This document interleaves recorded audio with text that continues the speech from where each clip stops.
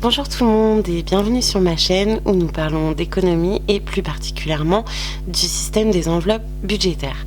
Alors aujourd'hui, je vais vous faire une réintroduction un petit peu parce que comme vous avez pu le remarquer, je n'ai pas fait de vidéo depuis un certain nombre de mois et je tenais à m'expliquer avec vous à ce sujet, vous expliquer un petit peu tout ce qui s'est passé dans ma vie.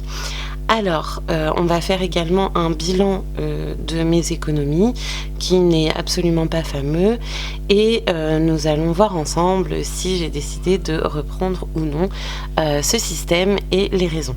Voilà, je vous laisse avec le générique et on en reparle juste après.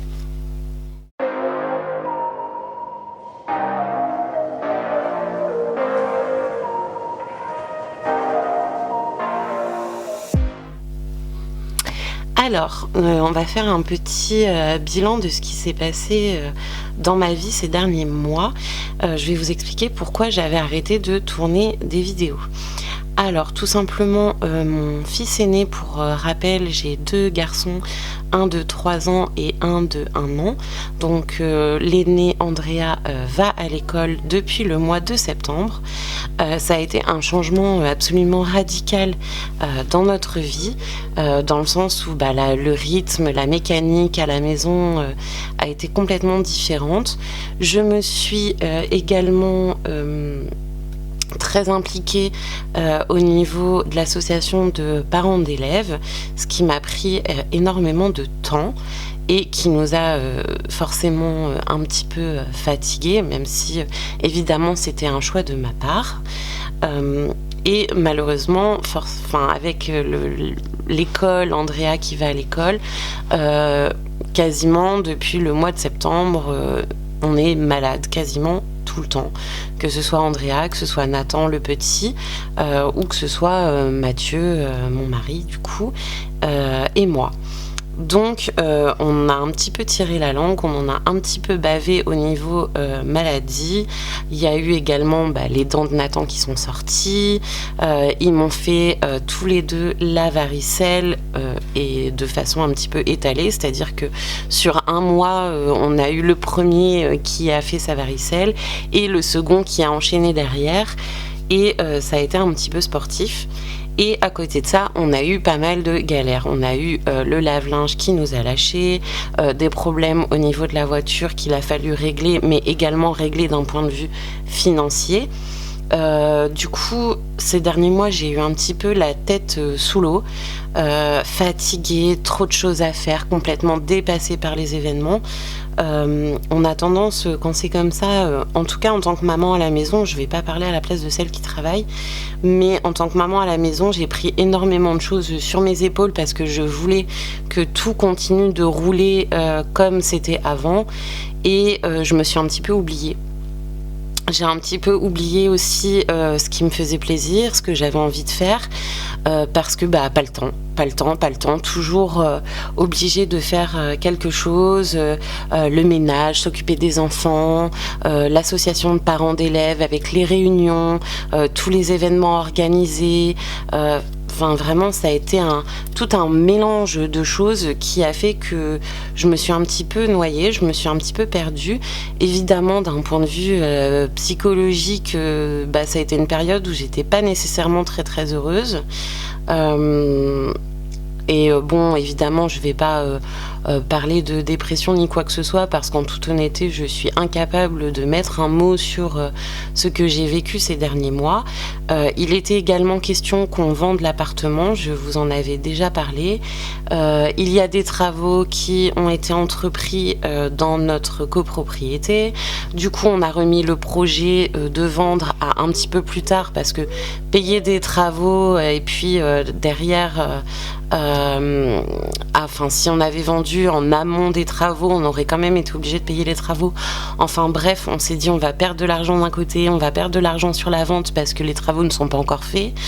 Et du coup, on a décidé de remettre la vente à un petit peu plus tard.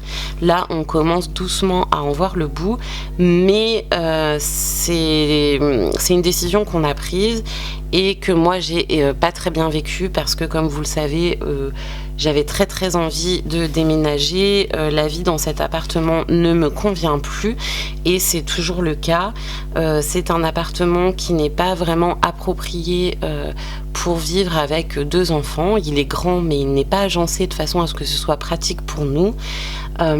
Et du coup, il y a plein de choses comme ça qui se sont entre les petites galères du quotidien, le changement de rythme, le fait d'avoir des activités en dehors de notre vie personnelle, telles que par exemple l'association de parents d'élèves où je me suis énormément investie et je ne sais pas faire les choses à moitié, je ne sais pas prendre de recul sur ce que je fais et je ne sais pas m'arrêter à temps quand je vois que je vais trop loin, que je me fatigue, que je m'épuise. Je mets toujours une barre à atteindre d'un certain niveau et malheureusement au fur et à mesure que j'avance vers cette barre, je remonte encore plus la barre et du coup j'ai un niveau d'attente qui est extrême et qui fait que j'ai du mal à m'arrêter, j'ai du mal à prendre du recul, j'ai du mal à ne pas me surinvestir et je finis toujours évidemment par en payer les conséquences,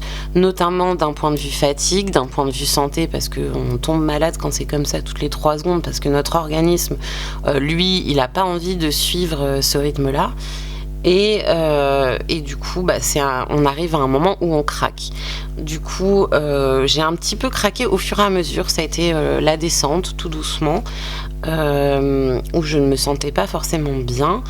Et je me suis rendu compte petit à petit que tout ce que j'avais envie de faire, tout ce qui me faisait plaisir, tout ce qui me faisait du bien à moi en tant que personne et pas seulement en tant que maman, je l'ai oublié et j'ai arrêté tout doucement de faire toutes ces choses qui me faisaient du bien. Notamment ces vidéos, car je prends beaucoup de plaisir à faire ces vidéos. Et du coup, j'ai arrêté de les faire. J'ai arrêté aussi le système des enveloppes budgétaires par manque de temps, par manque d'envie. Avec la hausse des prix, c'était vraiment pas le moment d'arrêter. Et du coup, en fait, c'est sans m'en rendre compte que j'ai abandonné ce système. Et ça a été clairement une erreur parce qu'à l'heure du bilan aujourd'hui, les comptes sont vraiment pas bons et je me rends compte que tous ces mois où je n'ai rien fait, j'ai perdu de l'argent que j'aurais pu économiser.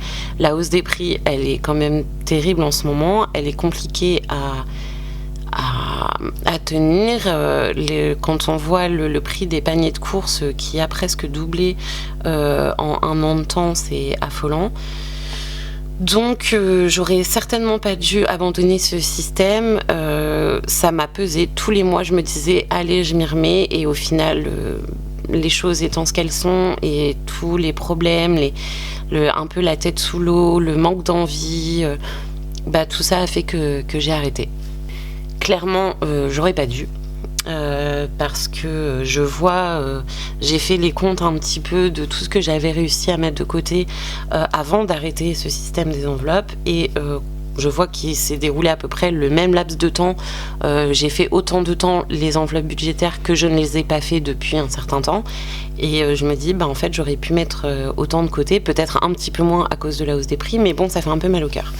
Voilà, donc je tenais à m'expliquer avec vous sur cette espèce de disparition soudaine des réseaux. Instagram, c'est pareil, j'avais dit que je donnerais des nouvelles quand j'allais publier une vidéo, pourquoi j'en publierais pas certaines fois, etc. Et je ne m'en suis pas occupée parce que pour toutes les mêmes raisons que je vous ai déjà citées, je n'ai pas pris le temps de le faire, je n'ai pas pris le plaisir de le faire et je me suis éloignée un petit peu de ma détermination au sujet de ce système. Et je m'en mords un petit peu les doigts aujourd'hui, je regrette. Évidemment, je n'avais pas complètement abandonné l'idée de faire ce système, je n'avais pas complètement abandonné l'idée de faire mes vidéos, mais les jours sont passés, les semaines sont passées, les mois sont passés, et au fur et à mesure, je me suis éloignée, et il y a un moment où il faut trouver le courage, la volonté, la détermination de s'y remettre. Et on en est arrivé à ce stade-là aujourd'hui. J'ai toujours les mêmes objectifs de vie, j'ai toujours les mêmes objectifs d'économie, mais à l'heure actuelle, si je fais le bilan sur les mois passés, je n'atteindrai pas ces objectifs si je ne reprends pas le système des enveloppes budgétaires, qu'en plus j'adore, je suis vraiment convaincue par son efficacité. C'est un système qui nous a permis, à mon mari et moi, de faire de beaux cadeaux de Noël à nos enfants. On en était super heureux au moment de dépenser cet argent. Et ce n'est qu'un exemple, évidemment, parmi tant d'autres qui peuvent vous amener à dépenser de l'argent. Et clairement, il faut s'y remettre. Donc, ce que je vous propose aujourd'hui, c'est de refaire un bilan sur les enveloppes qu'il me reste, les enveloppes qu'il reste à Mathieu. Moi, il ne reste pas grand-chose, hein, on ne va pas se mentir. Mathieu a réussi à ne pas y toucher, ce qui est très bien. Donc, voilà, on va faire ce petit bilan. Surtout si c'est pas déjà fait et que vous tombez sur cette vidéo pour la première fois sur ma chaîne, n'hésitez surtout pas à vous abonner et à activer la petite cloche pour avoir les futures vidéos qui seront diffusées. Il y en aura d'autres. Je vais vraiment me mettre un coup de pied au derrière pour refaire des vidéos, pour recommencer mon suivi comme je le faisais depuis le début. Ça me faisait du bien, ça va me faire plaisir et en plus d'un point de vue financier, c'est absolument nécessaire pour nous. Alors, on va faire un petit bilan. J'ai déjà regardé un petit peu où est-ce qu'on en était, donc je vais voir tout ça avec vous. Alors, j'ai mon petit cahier et j'ai fait mon bilan. Alors, vous vous souvenez de mon petit classeur, comme ceci, alors qui n'a évidemment pas été rempli depuis ces longs mois. Donc vous voyez, j'avais fait mars, avril, mai, juin, juillet, août, pas terrible. Et à partir de septembre, on a lâché, donc je n'ai rien complété depuis. Ça, c'était ma feuille avec mon calcul de l'argent dont je dispose au mois, avec la répartition dans mes enveloppes, combien je mettais, combien ça faisait au final sur chaque semaine. Ensuite, chaque semaine, je mettais mes économies et à la fin du mois, on calculait ensemble combien j'avais réussi à mettre de côté sur le mois. Donc là, on voit qu'au mois de mars, j'avais mis 280 € de côté. En avril, 255, en mai, 220, en juin, 155 € et en juillet, 270. Donc août, septembre, octobre, novembre, décembre, janvier, février. Et là, le mois de mars, on recommence. Donc tout ça, ça n'a pas été rempli. Je n'ai absolument pas mis d'argent de côté, rien du tout, hein. Vraiment j'ai galéré, j'ai tiré la langue avec toutes ces augmentations de prix et je n'ai pas réussi à le faire, mais il faut pas se le cacher, j'ai pas réussi à mettre d'argent de côté aussi parce que j'avais abandonné ce système des enveloppes et c'était une très grosse erreur. Et donc là j'avais du coup le bilan de toutes les enveloppes où je mettais de côté. Donc on va regarder ensemble. Donc là je vais mettre de côté mon petit classeur parce que ça va faire un peu beaucoup en sachant que je vais regarder directement les enveloppes, donc ça reviendra au même. Du coup, ma première enveloppe, c'était l'enveloppe voiture. Donc dedans, j'avais 80 € que j'avais mis de côté sur la dernière vidéo que j'avais diffusée. Et j'ai dû tout dépenser. Comme je n'ai pas remis d'argent de côté depuis, évidemment, l'enveloppe est vide. J'ai dû dépenser parce que j'ai dû racheter une batterie pour ma voiture. Ensuite, vacances.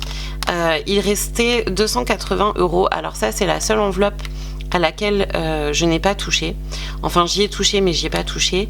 Je vous explique. En gros, cet argent-là, c'est 280 €. Ils sont sur mon compte bancaire. Il faut que je les retire à nouveau et que je les remette dedans parce que j'ai eu une dépense à faire en espèces. Et je ne les ai pas remis depuis dedans, mais ils sont toujours de côté sur mon compte. Donc 280 €. Noël, on avait 350 € dans mon enveloppe et ils ont été dépensés pour les cadeaux de mes enfants et de mes proches à Noël. Et comme je n'ai pas remis de côté, l'enveloppe est vide. Ensuite, cadeaux, il restait 15 €. Ça avait été ajouté à mon enveloppe de Noël parce qu'il me manquait un tout petit peu de sous. Donc j'avais pris les 15 € de l'enveloppe cadeau pour les mettre dans l'enveloppe Noël. Donc elle est vide. SOS, il restait 160 € dedans. Comme j'en ai eu besoin pour ma voiture, pour la carte grise, je les ai prises. Donc l'enveloppe est vide. Et vêtements, il restait 20 € et ça a été utilisé. Du coup, on a acheté des vêtements avec. Ensuite, j'ai fait le calcul du coup de tous les mois où j'avais mis de l'argent de côté, donc tous les montants que je vous ai cités tout à l'heure, et ce qui m'a mené du coup de mars à juillet à un total de 1180 euros. Donc j'avais réussi à mettre 1180 euros de côté, donc dans des enveloppes qui ont servi aussi au fur et à mesure, mais si on prend sur la totalité, c'est 1180 euros dont j'ai eu besoin, plus là les vacances qui restent encore dedans. Et donc c'est 1180 euros que j'avais réussi à placer, donc c'est quand même pas rien. Ensuite, en ce qui concerne Mathieu, lui de mars au mois de juillet, il avait réussi à mettre 844 euros de côté. Donc au final, on en était arrivé à 2000 euros de côté sur notre couple au total. En quelques mois, de mars à juillet, ça nous fait 5 mois. C'est ça. Sur 5 mois, on avait quand même réussi à mettre 2000 euros de côté, ce qui n'est pas rien, franchement, surtout pour un foyer où il n'y a pas de grosse rentrée d'argent. Donc c'était quand même beaucoup. Alors, en ce qui concerne Mathieu, lui, il n'a pas touché à ses enveloppes, quasiment pas. Il restait 110 euros à l'époque et maintenant, il reste 20, 40, 60, 80, 90. Donc, il a dépensé 20 euros et moi, j'ai noté que c'était dans des produits de nettoyage pour la voiture. Donc, il avait tout acheté pour mettre dans son coffre de voiture pour nettoyer. Ensuite, l'enveloppe enfant. L'enveloppe enfant, il restait 70 euros. Maintenant, il en reste 50. Donc, on va vérifier ensemble. Donc, 2, 3, 4 et 5. Donc, il reste bien 50 euros. Donc, il y a 20 euros qui ont été dépensés par Mathieu pour faire plaisir aux enfants. Ensuite, Noël. Noël, il avait 160 euros qui ont été dépensés du coup dans les cadeaux. Vacances.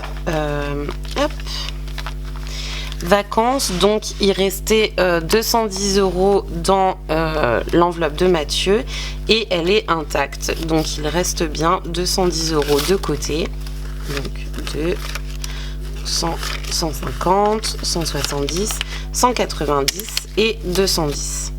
Donc si on fait le total, entre Mathieu et moi, on a 500 euros de côté pour les vacances et il va falloir qu'on remette quasiment le double si on veut pouvoir profiter. On va dire, il nous faut encore 500 euros pour payer le trajet de vacances et j'aimerais qu'on puisse mettre le plus possible, je me racle la gorge, le plus possible de côté pour pouvoir profiter sur place, donc pour acheter une glace, un jouet pour les enfants, pour aller à la plage, voilà, des choses comme ça.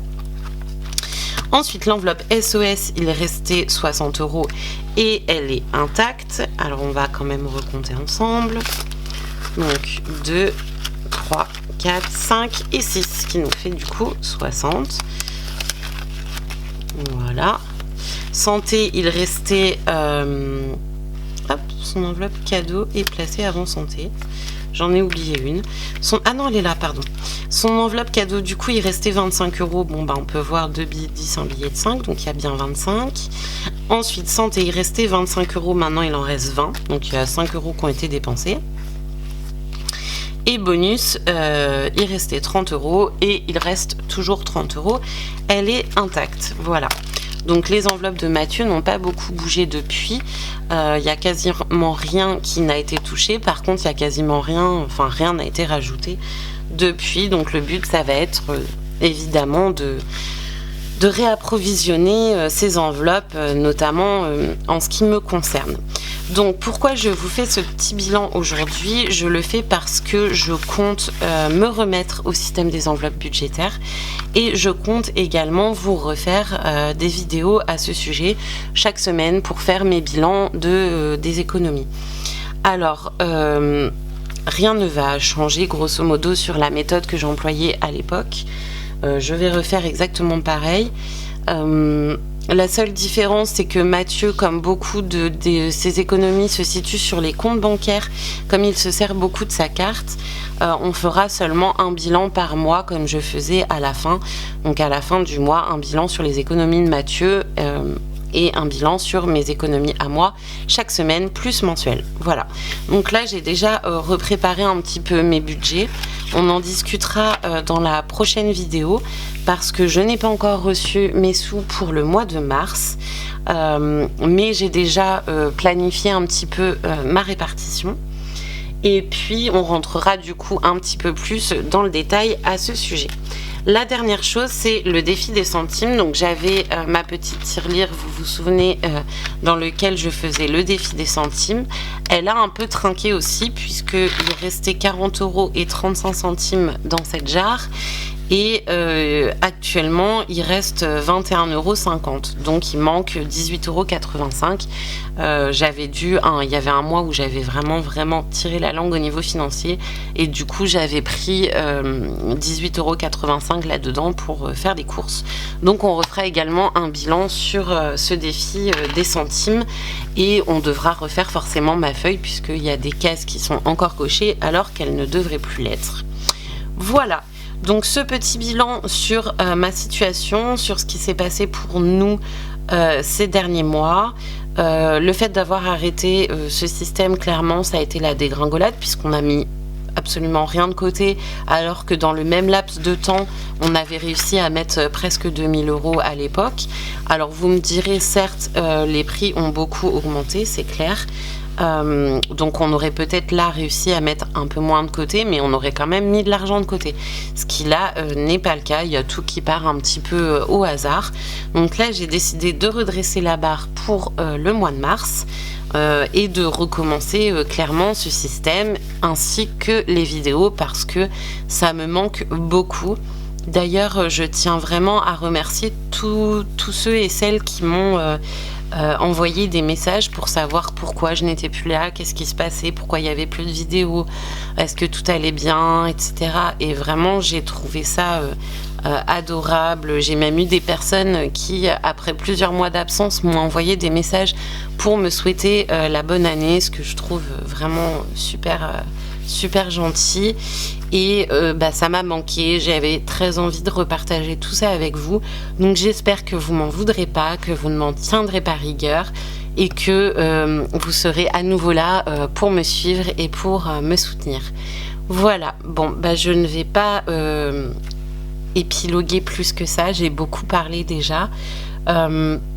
On se revoit en tout cas d'ici la semaine prochaine pour commencer mon mois de mars avec toutes mes prévisions sur comment remplir mes enveloppes, etc. Et puis sur les économies. Normalement, je reçois mes sous demain. En sachant que je vais opter pour un système différent, c'est-à-dire dispatcher sur mes différents comptes bancaires la totalité de mon argent du mois pour pouvoir retirer l'intégralité des billets dès le début, parce que avec les plafonds que j'ai sur mes cartes, je peux pas retirer plus d'un certain montant, et comme je ne trouve pas ça pratique du tout de ne pas disposer de l'entièreté de mon argent, je vais faire comme ça des virements et tout retirer. Donc je pense qu'on fera le premier remplissage au courant de la semaine, le temps que les virements passent et que je puisse retirer. Voilà, j'espère en tout cas que vous serez contents et contentes qu'on se retrouve un petit peu. Et puis voilà, je vais préparer tranquillement ma prochaine vidéo en espérant que ça vous fera plaisir. Voilà, je vous embrasse très fort et j'espère que de votre côté vos économies se portent bien et que vous avez beaucoup mieux tenu la barre que moi. Moi j'avoue, j'ai un petit peu coulé, mais il y a des fois où il faut ça pour pouvoir redresser la barre derrière. Voilà, bon, je vous laisse, bisous.